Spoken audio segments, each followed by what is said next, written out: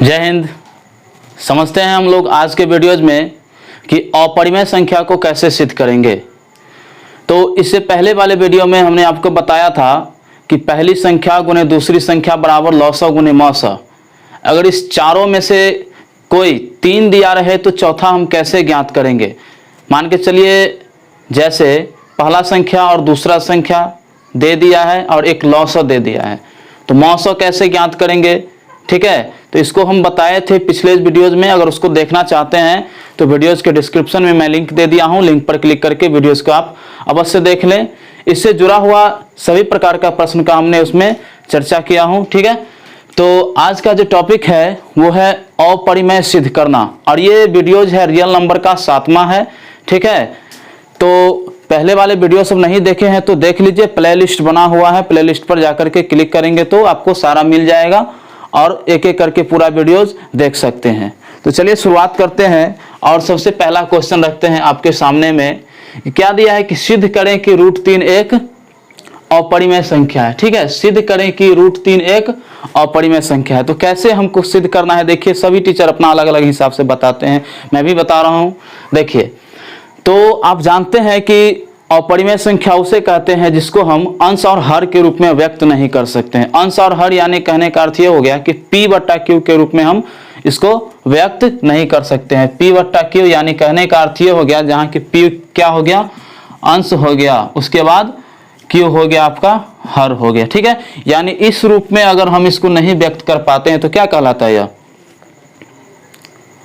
अपरिमेय संख्या कहलाता है, या फिर सीधा सीधा इसका मान अगर नहीं निकले तो। ठीक है, तो हम इसे सिद्ध करेंगे। देखिए किस प्रकार से सिद्ध करते हैं।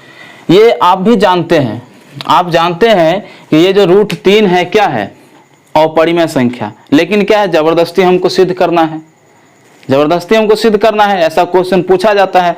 अब बोर्ड के प्रत्येक एग्जाम में अपरिमेय सिद्ध करने वाला क्वेश्चन रहता ही रहता है। अगर आप इसको बना लेते हैं तो इससे जुड़ा हुआ कोई सा भी क्वेश्चन नहीं छूटेगा। इसमें हम चर्चा करेंगे कि यहाँ पर तो है केवल √3 है, जैसे गुना में दिया रहेगा 5 गुना √3, 5 भागा √3। ठीक है, 2 भागा √3, 2 घटाओ √3, 2 जोड़ √3, या फिर √5, कुछ भी रहे। इस प्रकार के जो भी क्वेश्चन होगा हम इसी वीडियोज में चर्चा कर देंगे। ठीक है, इसी क्लास में चर्चा कर देंगे, आप आराम से समझ जाइएगा। तो चलिए शुरुआत करते हैं। तो क्या है, यह √3 है संख्या, अपरिमेय सिद्ध करना है। तो देखिए हमको सिद्ध करना है जबरदस्ती। मान के चलिए यह क्या है, यह शॉर्ट है। क्या है यह तो शॉर्ट है, लेकिन इसको जबरदस्ती कहेगा अगर पैंट बना के पहनने के लिए, तो यह संभव है, नहीं संभव है। पहन तो लेंगे लेकिन क्या होगा, बेढंगा की तरह लगेगा।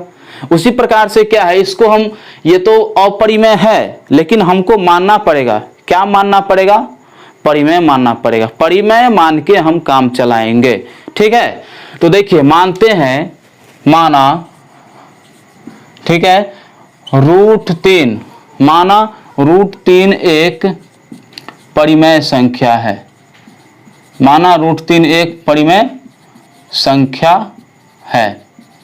आप देखिए कैसे कैसे हम बना रहे हैं, आप भी इसी हिसाब से बनाइएगा सॉल्यूशन। ठीक है, माना कि √3 क्या है, एक परिमेय संख्या है। जब परिमेय संख्या होता है तो आपको पता होता है परिमेय संख्या यानी P/Q के रूप में हम उसको लिख सकते हैं, यानी अंश और हर के रूप में लिख सकते हैं। तो √3 के बराबर आप लिख सकते हैं कि P/Q, बहुत ही आसान भाषा में लिख सकते हैं, √3 के बराबर P/Q। क्यों लिख सकते हैं, क्योंकि आपने परिमेय संख्या का डेफिनेशन पढ़ा है कि ऐसी संख्या जिसे हम P/Q के रूप में लिख सके या फिर अंश और हर के रूप में लिख सके, जहां Q यानी हर के बराबर में 0 नहीं होना चाहिए। ठीक है, तो चलिए हम शुरुआत करते हैं। तो यहां पर लिखेंगे, जैसे लिखे कि माना कि √3 एक परिमेय संख्या है। तो माना कि √3 एक परिमेय संख्या है, तो यहां पर हम लिख सकते हैं √3 बराबर, ठीक है, √3 बराबर P/Q, √3 बराबर P/Q। यहां पर लिख सकते हैं, क्या लिख दीजिए, जहां P और Q, जहां P और Q क्या है, पूर्णांक है, जहां P और Q पूर्णांक है। ठीक है, एवं जहां P और Q पूर्णांक है, एवं एक के अलावा कोई उभयनिष्ठ गुणनखंड नहीं है, एवं एक के अलावा कोई उभयनिष्ठ गुणनखंड कहने का मतलब, उभयनिष्ठ का मतलब होता है कॉमन, ठीक है। एक के अलावा कोई उभयनिष्ठ गुणनखंड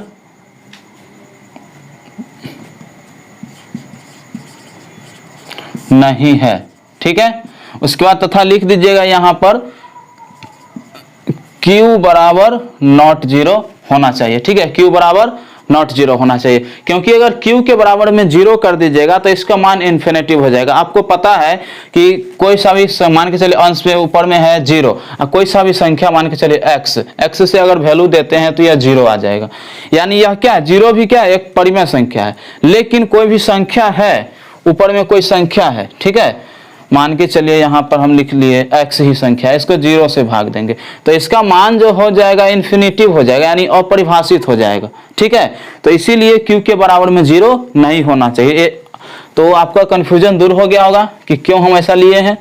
चलिए, तो हम ऐसे लिख सकते हैं, यहाँ पर लिख दिए कि जहाँ क्या है P और Q पूर्णांक है एवं एक के अलावा कोई उभयनिष्ठ गुणनखंड नहीं है। उसके बाद Q बराबर नॉट जीरो हम लिख दिए, Q के बराबर में जीरो नहीं होना चाहिए, कोष्ठ बंद कर दिए। देखिए यह भाषाई क्वेश्चन है, इसको भाषा के तौर पर आपको याद रखना होगा, ठीक है। अगर नहीं समझ में आता है तो एक बार, दो बार, तीन बार देखिए, ठीक है, कॉपी पर बनाइए, तुरंत समझ में आ जाएगा, ठीक है। अब देखिए यहां पर आप लिख सकते हैं √3 के बराबर P बट्टा Q।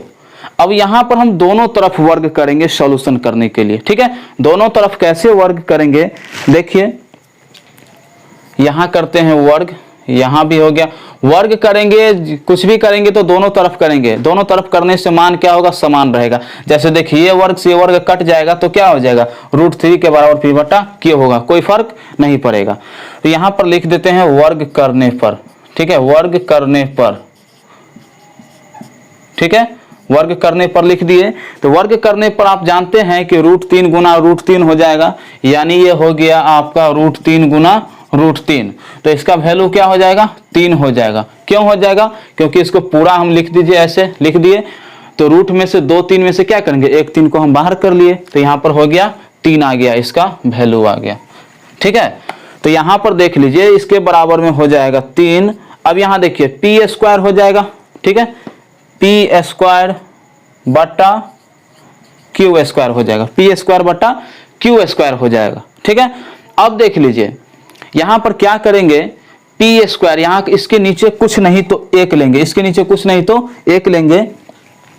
तो देखिए यहां पर लेते हैं इसके नीचे कुछ नहीं तो 1, या फिर आपको ज्यादा समझ है तो इसको नहीं भी ऐसे लिख सकते हैं, ठीक है, नहीं भी लिख सकते हैं। सीधा लिख दीजिए कि P² के बराबर, क्या लिखना है, P² के बराबर, यहां क्रॉस गुना होगा तो 3 और Q² हो जाएगा, क्या हो जाएगा, 3Q² हो जाएगा। क्लियर है, हो जाएगा 3Q²। इसको आप चाहे तो पहला समीकरण मान सकते हैं और नहीं चाहे तो नहीं भी मान सकते हैं। चलिए इसका स्क्रीनशॉट ले लीजिए, हम इसको डिलीट करेंगे, ठीक है, क्योंकि आगे लिखने के लिए जगह चाहिए हमें। चलिए स्क्रीनशॉट ले लिए होंगे, अब इसे हम डिलीट करेंगे।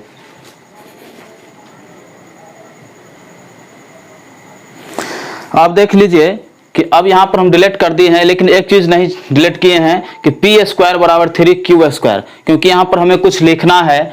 तो क्या लिखना है, देखिए यहां लिखेंगे चूंकि, ठीक है, ये चूंकि का साइन है, ठीक है। जब टेम्पू, ये देख रहे हैं टेम्पू की तरह लग रहा है, टेम्पू नीचा की ओर चले तो लगे चूंकि है, और अगर ऊपर की ओर चले तो क्या हो गया, इसलिए है, ठीक है। टेम्पू के साइन की तरह लग रहा है, नीचे चल रहा है तो क्या, चूंकि, ऊपर चल रहा है तो इसलिए, ठीक है।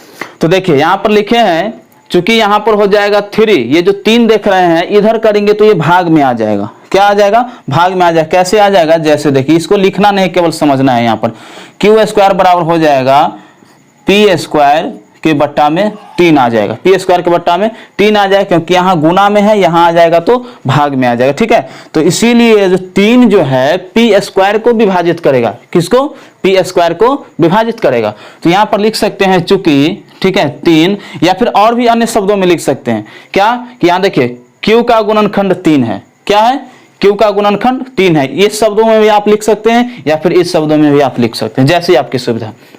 तो हमको जैसा लग रहा है वैसा लिख रहे हैं। तो चूंकि हम लिख रहे हैं 3 क्यू नहीं पी स्क्वायर होगा, ठीक है, चूंकि 3 पी स्क्वायर को, ठीक है, विभाजित करता है, ठीक है, चूंकि जो है 3 जो है पी स्क्वायर को विभाजित करता है, इसलिए 3 पी को भी विभाजित करेगा, ठीक है। यहां पर स्क्वायर हटा भी देंगे, क्या होगा, पी को भी विभाजित करेगा, पी को भी विभाजित करेगा, ठीक है। अब क्या करेंगे, अब फिर से हमको एक चीज मानना होगा, ठीक है, कि मानेंगे p के बराबर में कोई सा भी संख्या मान लेंगे, ठीक है, मानेंगे हम p के बराबर में कोई सा भी संख्या मान लेंगे। तो क्या मानते हैं, इसको पहले हम डिलीट कर देते हैं या फिर रहने देते हैं, बाद में काम आएगा यह सेंटेंस हमको। तो यहां देखिए माना, ठीक है, माना कि p बराबर, ठीक है, माना p बराबर, ठीक है, हम p के बराबर में माने हैं 3m, क्या माने हैं p के बराबर में 3m।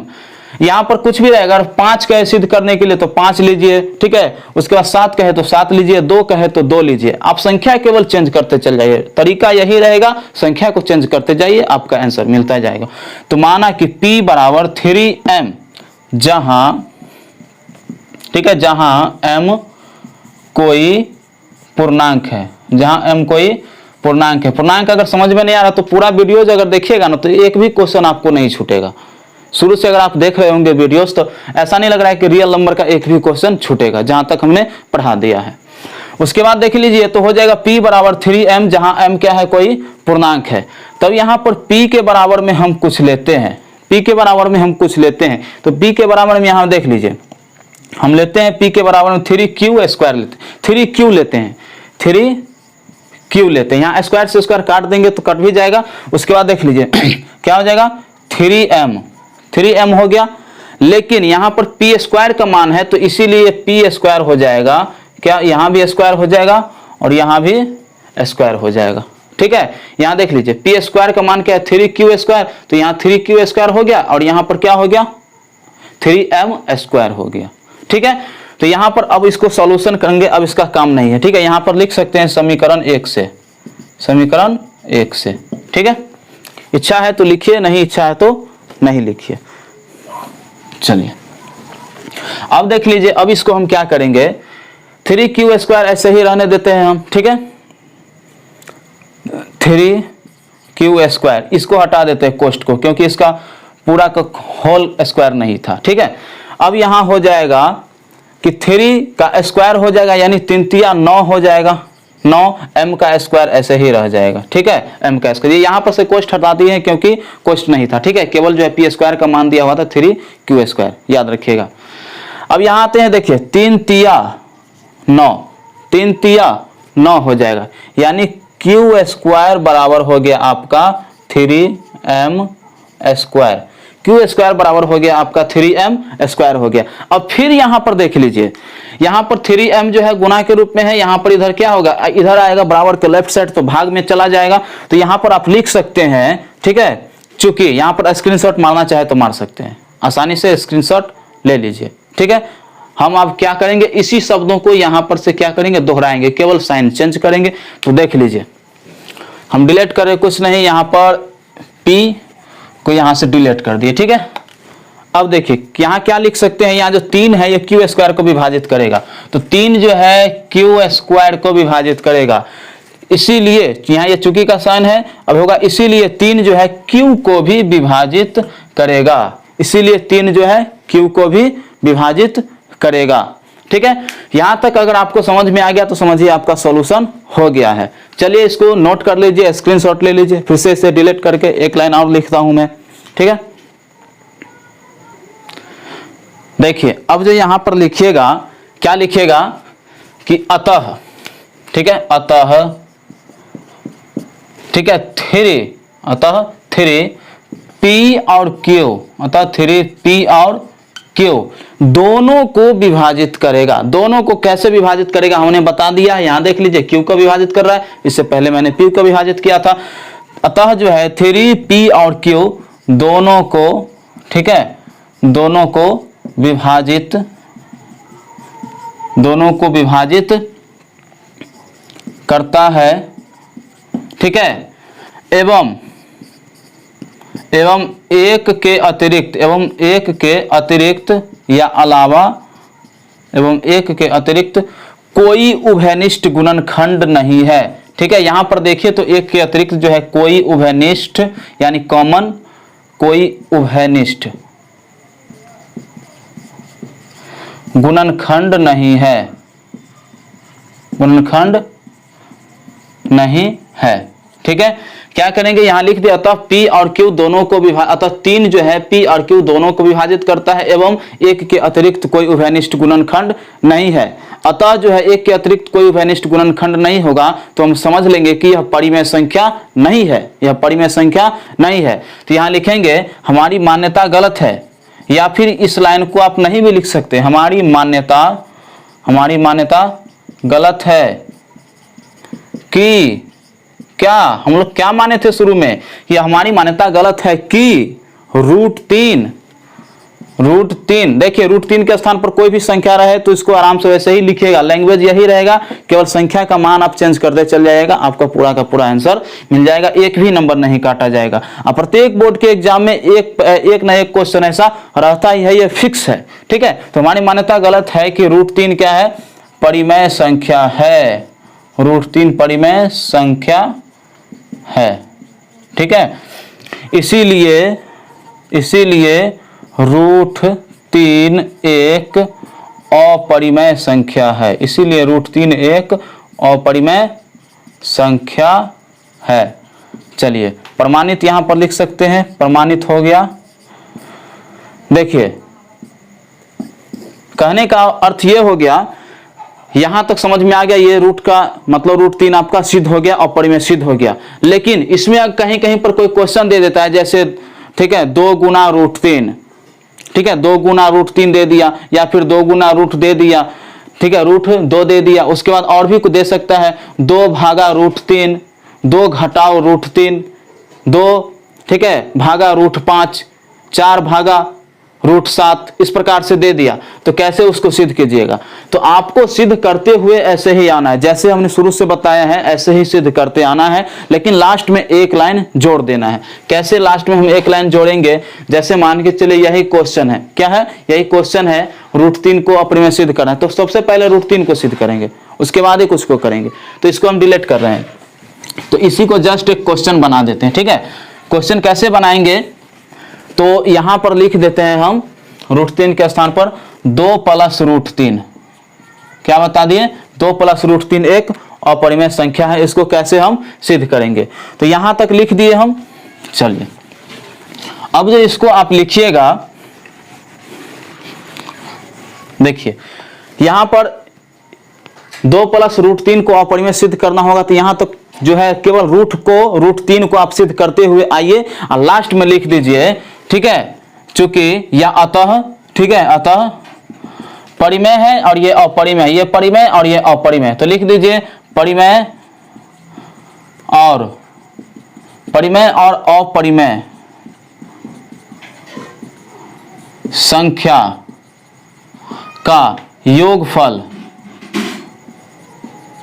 परिमेय और अपरिमेय संख्या का योगफल, यहां देखिए योगफल यानी जोड़, ठीक है, योगफल अपरिमेय होता है, अपरिमेय होता है, ठीक है, अपरिमेय होता है। इसीलिए 2 + √3 भी, ठीक है, एक क्या है अपरिमेय संख्या है, अपरिमेय संख्या है। कुछ भी रहेगा इस प्रकार से, या फिर और भी कुछ क्वेश्चन दे दे, यहां पर ये समझ में आ गया होगा। अब देखिए यहां पर, यहां के चलिए जोड़ नहीं है, यहां दे दिया भाग दे दिया, क्या दे दिया भाग दे दिया, ठीक है। तो यहां पर लिख सकते हो तो परिमेय और अपरिमेय संख्या का योगफल है, तो इसको आप लिख दीजिए भागफल, ठीक है, भागफल अपरिमेय होता है, इसीलिए 2